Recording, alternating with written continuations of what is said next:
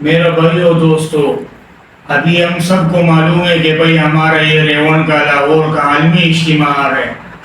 اور کتنے لوگوں سے تقریباً 200 ممالک سے لوگ کتنا مشقت اٹھائیں گے، بھائی پیسے خرچ کریں گے، پاسپورٹ ویزا سارا بھائی تکلیفیں برداشت کر کے اس اجتماع میں آ رہے ہیں۔ کس لیے آ رہے ہیں؟ اس کو کوئی پیسہ تو نہیں مل رہے ادھر، اپنا پیسہ خرچ کر کے، اپنا کھانا کھا کے، ہر چیز اپنے جیب سے کر کے، لیکن اس کو پتہ ہے کہ اس اجتماع میں دعائیں قبول ہوتی ہے، اللہ رب العزت ہدایت دیتے، ہدایت کے فیصلے ہوتے،